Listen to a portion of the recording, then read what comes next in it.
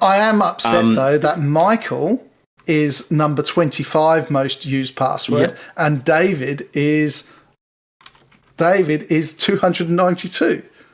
Well, obviously I'm more popular than you are. You're listening to Nerds Out of Water with Michael Lobb and David Camus.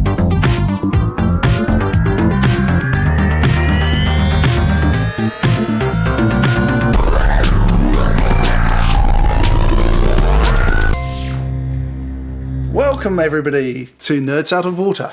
Nerds Out of Water is a podcast brought to you by Michael Lobb and David Camus, two good friends who have been partnering in business on and off for about 20 years. Michael runs TeamScale, providing trusted technology advice and solutions to companies having trouble scaling up, enabling those businesses to grow and keep technologies on track. And David runs One Bright Cloud, where he heads up a team of techs and futurists looking at autonomous vehicles, AI, and digital transformation as a prerequisite to Industry 4.0. We challenge our own perspectives in this podcast, and we try to see things from each other's perspective. You don't always need to agree, but after listening to this show, you should definitely have an idea. Hopefully a better idea than us. Yeah, maybe. Look, there's a really big thing that really matters right now, and that is around cybersecurity. Australia's been attacked. No one officially is saying from who, and understandably. But what we wanted to try and cover today, and what I'm going to ask a few questions of you on, is what you've found out, and maybe we can move into some of the protective things that people can do to keep their networks safe. There's no specific targets. They're just targeting anyone who has poor security. Big businesses, large businesses, government agencies with people information, companies with no people information, all over the place. Denial of service attacks, malware attacks, ransomware attacks, everything from A to Z. I think the world is being attacked right now. I don't think Australia should put their hands up and say we're doing this alone. The amount of cyber issues that have been going on over the last 18 months has significantly increased. We've mentioned this a couple of times, and I really think that people need to watch out what they're doing with their own networks. And this all started early 2019, and when the Solinki code started coming out. And this is a ransomware as a service. It's a Russian piece of work that was set up and has now been sold to many other providers. Can I call them providers? Who are attacking us? What do you call the nasty people who attack? Criminals. Criminals. That's probably a very good way of saying it. The criminals. Yes, and there was a number of dentists attacked over in the US, and then Texas government, they got heavily attacked, and these were all ransomware. They had their computers locked down, they had information stolen, and if they didn't pay up, they lost it. The dentists, I think it was about 60 dentists over there, that their private patient data got sold. And then we go on to Australia, Toll, Blue Scope Steel got attacked. An interesting one is a New York law firm that has some fairly high-profile clients, such as Lady Gaga, and they paid $42 million to get their computers back online. And Travelex paid as well, didn't they? Travelex paid. They paid a smaller amount, about 2.3. And then the one that everyone's been looking at recently is the Lions one, because, we've got to have 4X beer running through. But Lions is bigger than just the beer. Lions is all the milk and all the products that they've got going. And that's a $1 million ransom that was put out. What I've found scary. So that's a really brief history of how it's been going, and how where I've come into it is there have been a number of attacks using this reveal code on POS machines in Australia. Now, POS machines and banks, if they get attacked, that's a much bigger thing for everybody. How come that would be more so than, say, your healthcare data or your private identifiable information? I think if our private identifiable information is released, then we have some problems.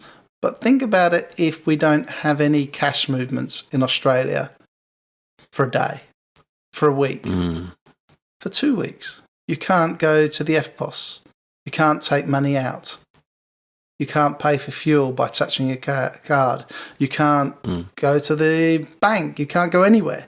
We need to get on top of this, and this is what the Australian government released the other day, that we have some problems and we're going to really push this hard. What are your thoughts? Where are you coming on this? I've been banging on for ages about people actually taking care of their own security when it comes to being online.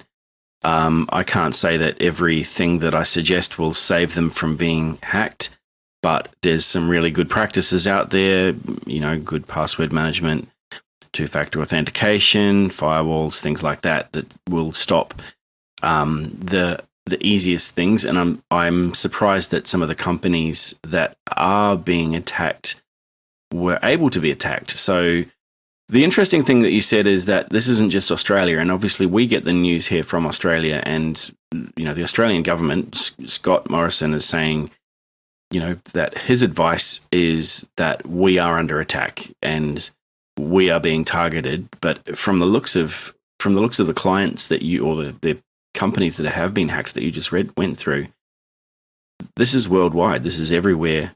This is the UK, Canada, America. Let's just face it, this happens every day anyway. This has been happening for years. It's just getting worse and worse because people aren't investing in, I think that people aren't investing in adequate cybersecurity and adequate education on these matters. Yeah, I think that there has to be a cost factor that's put into this. You have to calculate your risk factor of losing your data against what the cost is of protecting your company. And there are always going to be 0 days. There's always going to be something that we don't know about.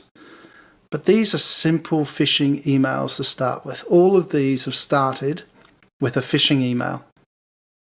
Click here for the invoice.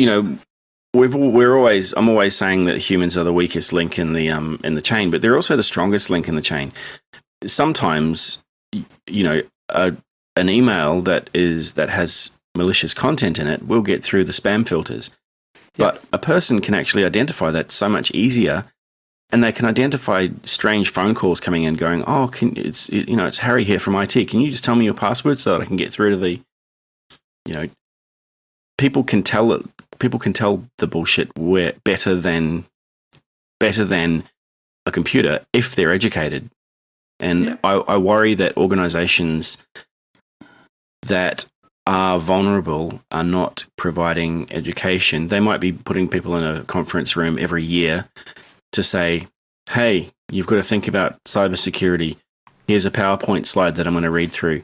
Everyone goes to sleep, and then they come back to their desk the next day, and they get certified as having done the cybersecurity training every year. That's not good enough. We need to instill a feeling of, it's up to you to stop this stuff from happening. And if you can't stop this stuff from happening, then it's 2020, folks. You should know about how to use your computer if you're using one. That's right. And we've been working with a company that's been training businesses over here on phishing emails. And they go through the course. It's about a 3-hour course. It's a self-taught course. You go through it, you watch the videos, and at the end of the course, over the 24 to 48 hours after it, they actually then send a phishing attack to everybody who has said they've done the course. And that might be one email, it might be 20 emails. It will be everything from, hey, it's your IT desk here, please, we're upgrading to 0365. yippee, press here, click here to allow, this sort of thing. Or it could be you've got a parcel waiting at reception.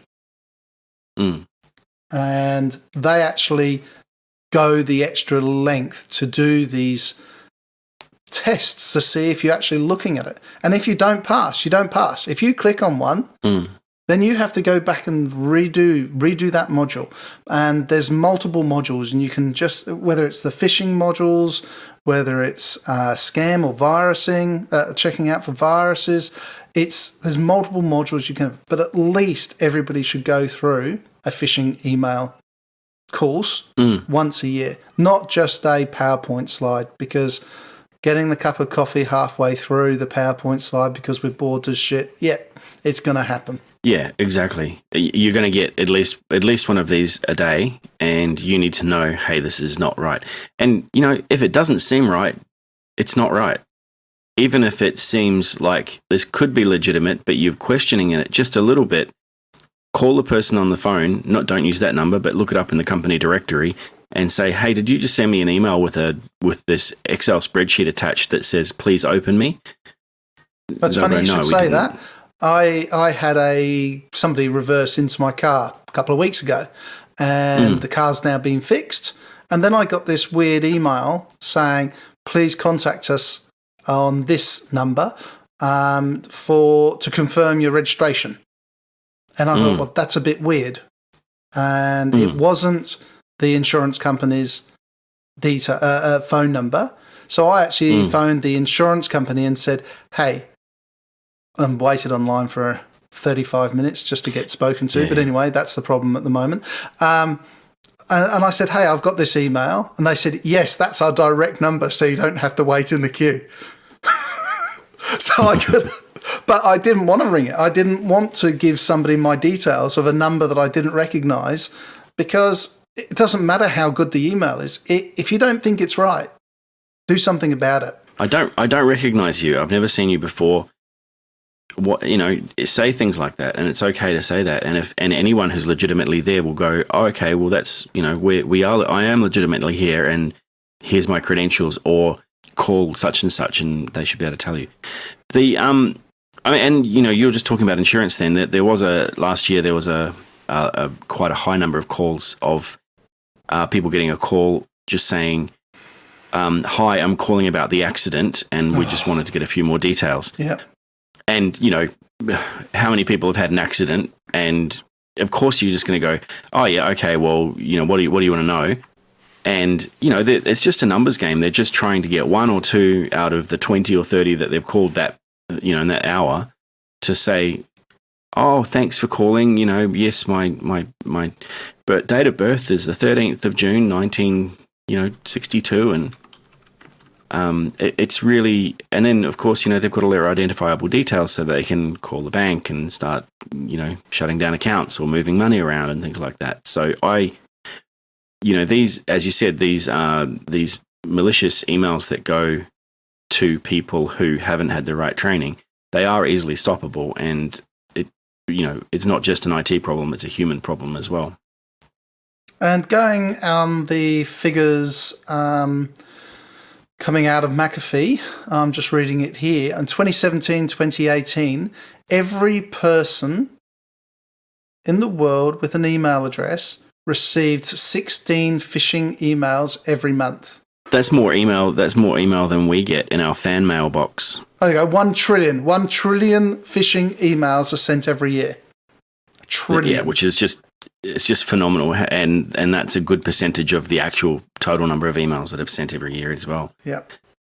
When you look up in the top left-hand corner and you see a little padlock in your browser, sometimes that's not there, and there is a way for malicious actors to hijack some of the web page that you're looking at, inject some JavaScript in there to store any information that you put into that website, for example, logins or bank details or anything like that.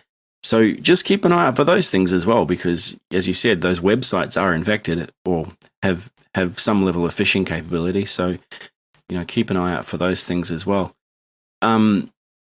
Without human interaction, and human responsibility for identifying these things, we're never going to overcome it. And there can be as many computer programs as possible to try and identify these things, but we're just not going to get through these things.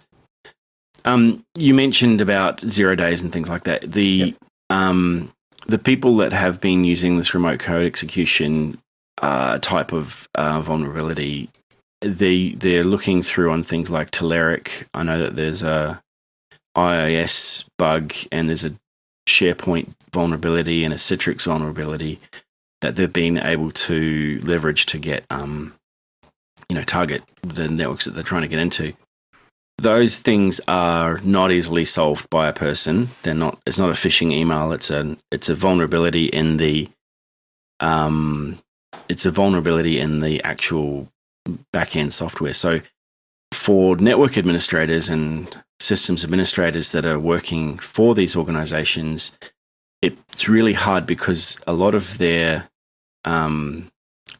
funding is being lowered and lowered and lowered. And at the moment, during COVID-19, a lot of companies are suffering from, their income or their revenue is lowered. So therefore they need to cut costs.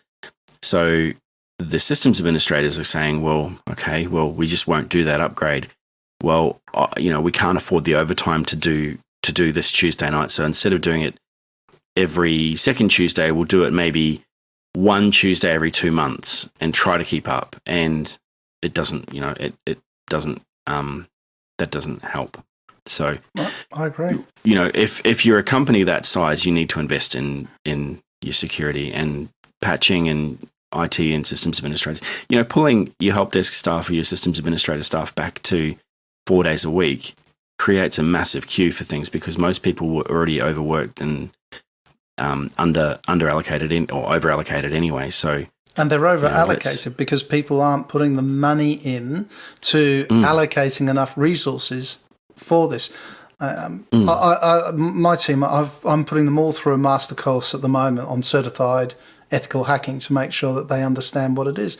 And we've been learning so much. I thought we knew a fair bit. I thought I knew a fair bit around this, but there's things that are coming out in the last 12 months, last 6 months, last 3 months that I'm thinking that's so clever.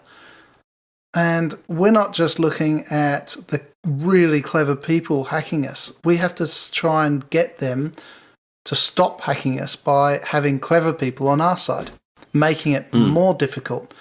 You're never going to stop everybody from hacking in unless you turn everything off. But what you want to do is you want to put steps in place, gates in place. You want to put fences so that they have to clamber over the fence. It makes it more and more difficult. So the Joe Bloggs, the 14-year-old hacker who is now a sensation, it makes it difficult for him and he gets bored and he stops and he turns around and walks away. It probably wouldn't stop someone like the Reveal attacks because that's a much more organised piece of crime. It's sophisticated and organised, yeah. And I mean, obviously, there's accusations that this is a state-sponsored hack, and in which case, the simple things are not going to block those people either because they're tasked with the job and they're being paid to do that job. Yep.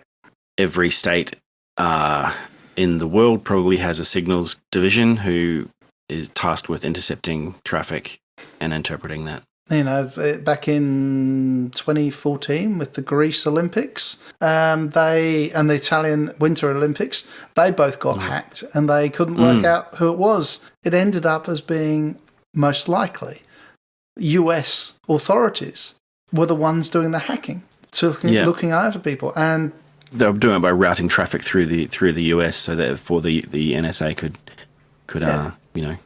tap it. They were routing, and also they were putting in particular switches into the telecommunications hubs to be able to just do whatever they wanted.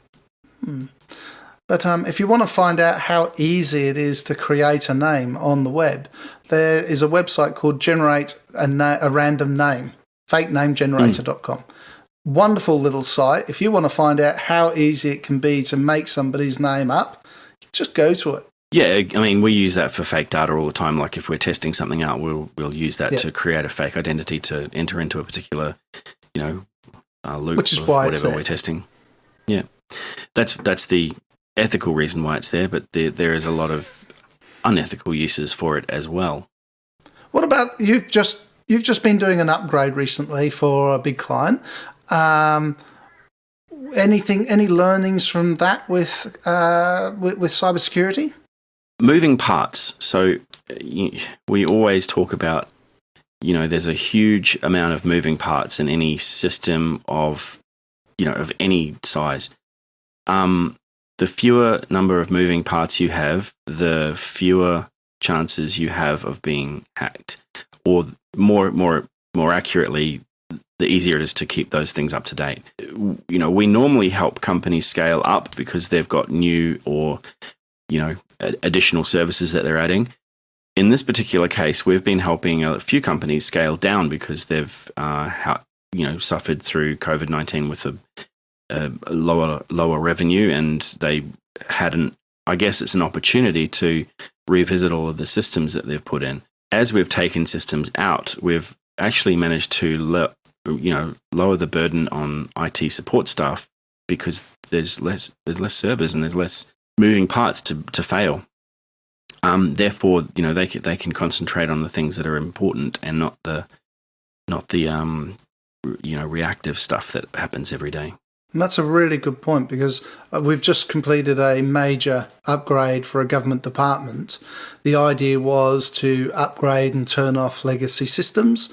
We've got a massive cloud deployment for a large number of people, and we've ended up by having to leave 5 legacy systems fully operational.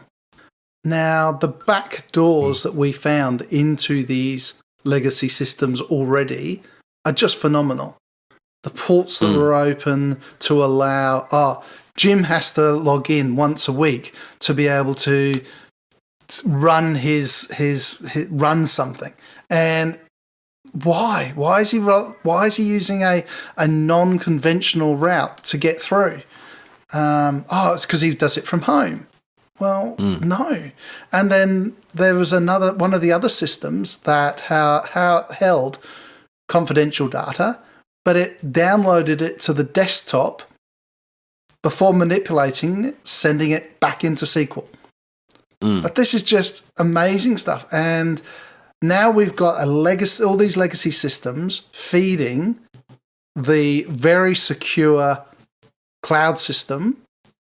We have a problem that those legacy systems aren't being updated. They're not being patched, and they're all and often they can't because the system that's running on them will only run on a version of, say, Windows 2008 or something like that. So Windows 2008 R2, and that's out of maintenance. There's no more security patches for that. So we end up in a situation where we have to just lock this stuff down. Yep. And often, as you said, Jim comes along and says, I need access to that on Thursdays because I'm working from home, which is something that a lot of people are doing at the moment because they're working from home because of the pandemic. So we're kind of in a situation where we need to open up these things because that helps business continuity, but we can't because it compromises security. And there's ways around that, but there are ways. There's ways of putting it through a Citrix session or a virtual session that you can then log on to the box virtually rather than by taking it over. There's many ways, so you can have that. You have a Bastion box, Two-factor authentication would be really good. Two-factor authentication is where it needs to be. You need to make sure you've got multiple layers of authentication to get into any of your secure boxes. 5 things that I think that the individual can do. 1 is get good password management. And I don't mean, setting your password to Charlie 1, then next month it's Charlie 2. I mean, get a password manager and make passwords that you can't remember. Number 2, use two-factor authentication where you can.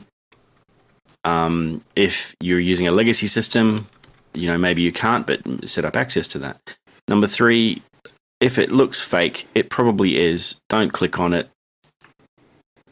Be a champion. Don't click on it. Number 4 is it's not just a technology problem, and everybody needs to remember that it's up to them to help identify things that are really weird. Like if you find a USB stick floating around in the office, don't plug it in.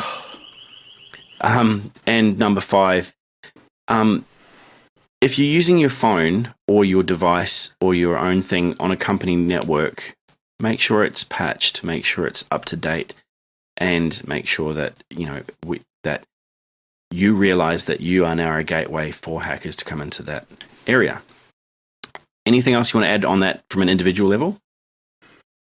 I think people need to really look at their passwords and how they manage their passwords. What I mean by that is use a password manager that you've got a long phrase for. And when you have a password, make it a phrase. Don't make it a word. Don't have it your name. Go on to Wikipedia and download the 10,000 most commonly used passwords and make sure you're not there. And it's interesting because Microsoft is saying don't change your password. Just create a brand new, really hard, unable to guess password and use two-factor authentication.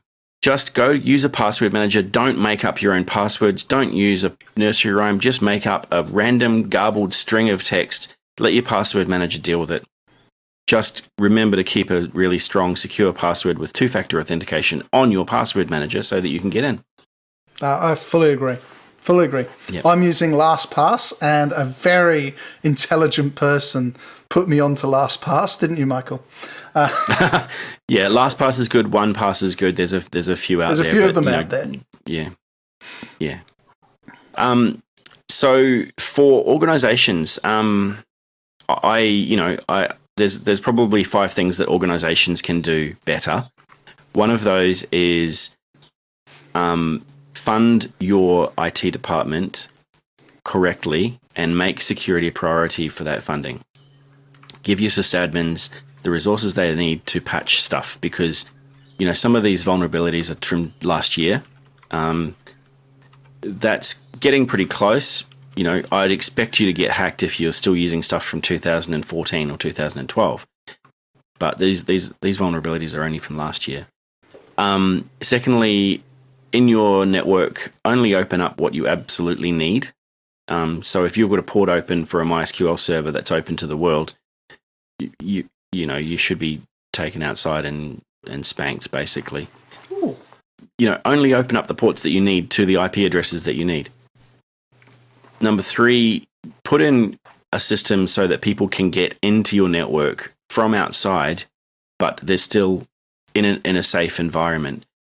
So this can be a virtual desktop inside your network, or maybe it's a virtual private network for your company, or it's Citrix, or it's terminal server, or something like that. Understandably, there are systems that need access to certain other systems from outside, but you can work around those things by only opening up what you need.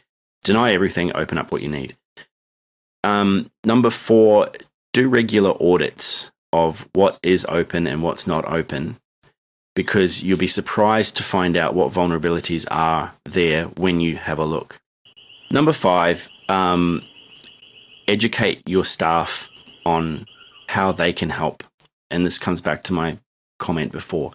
People are probably better at detecting some of this malware than computers are. So educate your staff. Don't make it a boring PowerPoint presentation. Let them know that they are also responsible for this. It's not just an IT problem. Yeah, David, do you have anything to add on that? I think you should have a look at what ports you've got that are open and close them. I think your IT team should be going through. There are so many ports that applications open nowadays that don't need to be opened, that you should go through and make sure they are closed. And this is obviously an IT. Yeah. At an IT level. That's what I mean by audit. You'd be surprised what's open. Some of those things you do need to close, but some of them do need to be open in order to function. Yes, I agree. And that's what I mean is shut down everything, like block everything, and then open up what you need, rather than opening up what you think you need and then coming back from that. I'd rather just go through and blanket shut down everything and then say, right, nothing works. How are we going to make this work? Then you open it up. Okay, well, you need to open that one port. Yeah, cool. Okay, got it. Businesses should be putting money into training all staff upgrading the training of their IT staff, and then upgrading access controls. And I'm not even going to go down that path of making sure all the patches are done, like you've just mentioned, because that's got to happen anyway. But people miss out. Yeah, that's essential stuff, and it is. That should be day to day. Sysadmins are so busy dealing with firefighting because no one's investing in money.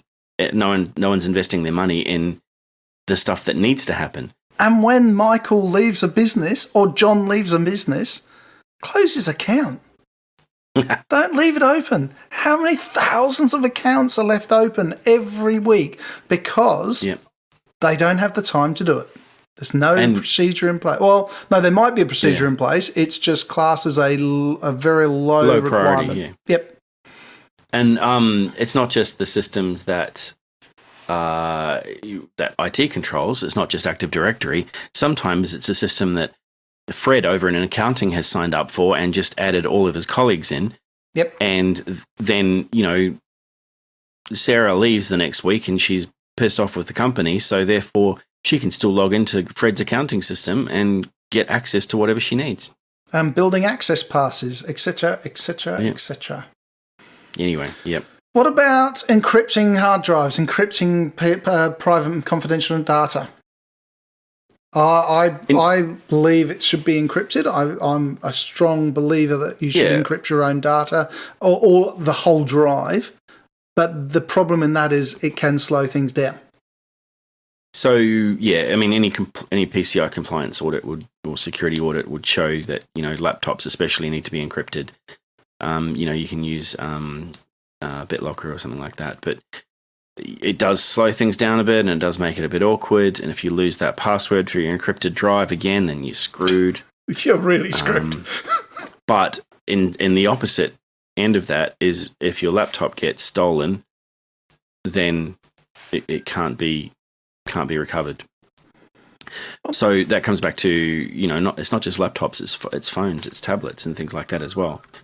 With tablets and phones, we have remote wiping and capability and things like that. So, but laptops, device management is probably something, needs to have a little bit more focus in today's day and age.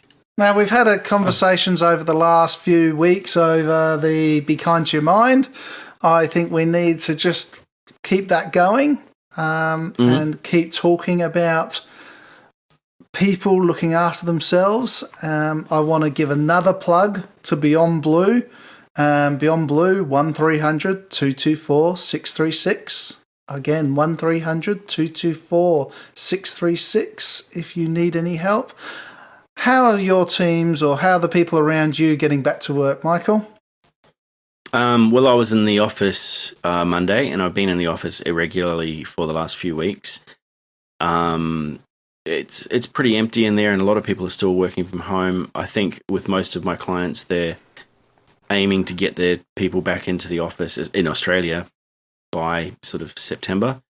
I've got clients in the States who just, sometimes they're restricted to their neighborhood, or at least their county. And obviously the team that I have in Vietnam is fully back to work and everything's operating relatively normally apart from international visitors. Other teams that I'm working with in the Philippines and India are dealing with pretty tight restrictions and that's playing on people's minds, and it's, there's quite a lot of effort gone into making sure that they can access things from home securely, of course, and making sure that they've got the support that they need to access the internet safely and reliably. Also, access to healthcare, and whether that's mental health or physical health. Well, I've got family overseas who are going through second waves now, both in the UK and elsewhere, but very interesting, very sad, very hard. So, everybody who's listening, if you've got anxieties, you've got worries, speak up. And your worries and anxieties can build up from all sorts of things, from finances, especially now they're talking about JobKeeper and JobSeeker closing down, and you're a small business.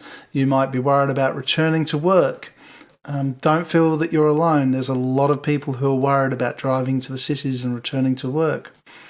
The physical isolation that you've been in. I personally, and I think, Michael, you are as well, we loved being isolated. We loved it. But now we're coming out of that shell and going, I drove into the city for the first time last night, and it was, oh my God, I haven't seen any of this for about 3 months. And it went through my thought, how am I coping with that? And it's a very interesting statement. Talk to your kids. Kids understand what's going on. They have to have a level of detail to know that they're going through, and stay in contact with the people around you, because your well-being is how you keep your people around you happy and healthy. Agree. Hey, thanks for listening, and make sure to subscribe using your favorite podcast software. Leave a comment for us or send us a message on Twitter. David is at Dave with 7. That's the numeral 7. And I'm at Michael Lobb, Lobb. Thanks a lot for everybody. Comment. Thanks, like, David. Distribute. Subscribe. Share. So stay. See ya. Bye-bye, everybody. Bye.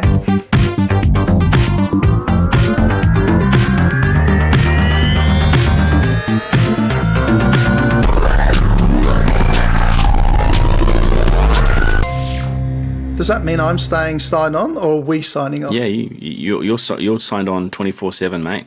Oh, you're going to talk to everyone over and over and over.